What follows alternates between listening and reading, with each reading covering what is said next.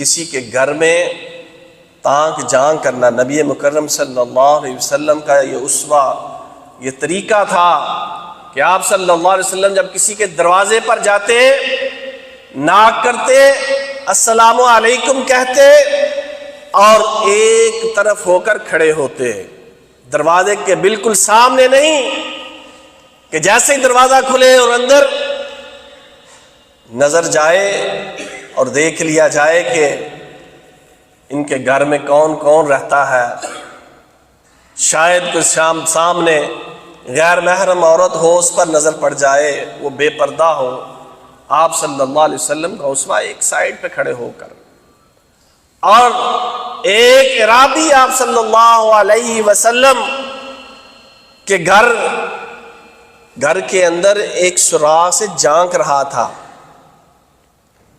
اس کی نیت شاید آپ صلی اللہ علیہ وسلم کی گھر کے اندر طریقہ کار اور سنت کو حاصل کرنے کی ہوگی۔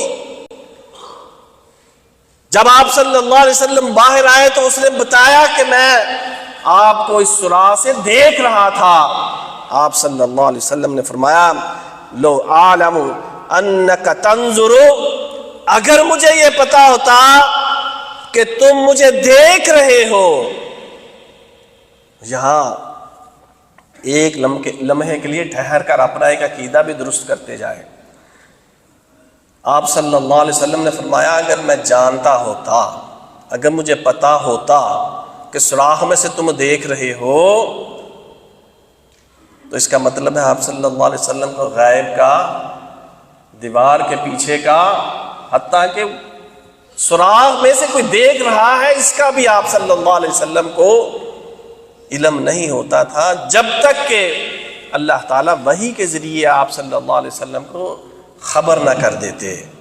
آپ صلی اللہ علیہ وسلم کی اس دنیا سے رخصت ہو جانے کے بعد ہم کہیں کہ آپ صلی اللہ علیہ وسلم ہمارے حالات و واقعات سے واقف ہیں، جانتے ہیں، تو یہ آپ صلی اللہ علیہ وسلم کی ذات اقدس پر بہت بڑا بہتان ہے، اور آپ کو اللہ کی ذات کے ساتھ، عالم الغیب ذات کے ساتھ ملانے والی بات ہے۔ اس عقیدے کو درست کرنا ضروری ہے۔ آپ صلی اللہ علیہ وسلم اس وقت لکڑی کی کنگھی اپنے بالوں میں کر رہے تھے۔ آپ صلی اللہ علیہ وسلم نے فرمایا اگر میں جانتا ہوتا تو مجھے دیکھ رہا ہے تو یہی کنگھی جو ہے میں تیری آنکھ کے اندر مار کر تیری آنکھ کو چبو دیتا، تیری آنکھ پھوڑ دیتا، اس کو نکال دیتا۔ اس قدر سخت حکم ہے۔ بلکہ آپ نے فرمایا اجازت جو مانگی جاتی ہے کسی کے گھر میں داخل ہونے کی، وہ نظر کی اجازت ہے۔ جسم تو بعد میں اندر داخل ہوتا ہے، پہلے نظر داخل ہوتی ہے۔ اجازت مانگتے ہو تمہارے گھر میں آ جاؤں تو پہلے نظر ہے۔ فرمایا نظر ہی کی تو اجازت ہوتی ہے کہ تمہارے گھر کے اندر نظر ڈال کے داخل ہو جاؤ۔ وہ اپنی عورتوں کو سائیڈ پہ کر لے اور پھر تمہیں اجازت دے تو پھر تم اس کے گھر میں داخل ہو سکتے ہو۔ زمانہ جاہلیت میں بھی اس کو بہت برا سمجھا جاتا تھا کہ کوئی کسی کے گھر کے اندر جھانکے۔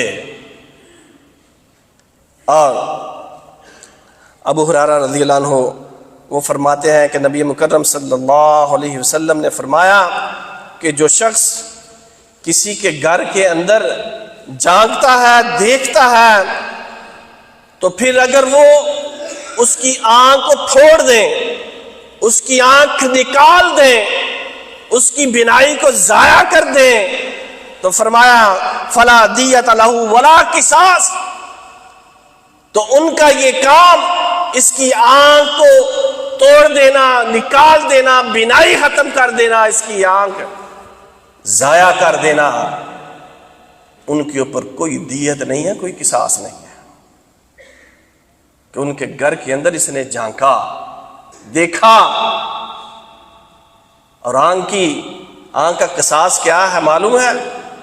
آنکھ کا قصاص آنکھ ہے۔ کسی نے کسی کی آنکھ نکالی، اب جس نے نکالی ہے اس کی بھی آنکھ نکالی جائے گی، اور اس کی دیت کتنی ہے؟ 50 اونٹ ہیں اس کی دیت، 50 اونٹ، اور جو کسی کے گھر کے اندر جھانک دے، نہ اس کی آنکھ، جس نے اس کی آنکھ نکال دی، اس کے گھر میں اس نے دیکھا، نہ اس کی آنکھ نکالی جائے گی، نہ اس سے 50 اونٹ کے برابر قیمت وصول کی جائے گی، یا 50 اونٹ وصول کیے جائیں گے۔ کتنی بڑی، اس نے اپنی آنکھ کو ذرا سے جنبش دی اور اس کی قدر و منزلت کو، قدر و قیمت کو ختم کر دیا۔ ہم اس کو معمولی سمجھے، یہ تو ہو ہی جاتا ہے جی، اتنا تو پھر چلتا ہے، اس سے تو کچھ بھی نہیں ہوتا نا جی۔ اللہ اکبر۔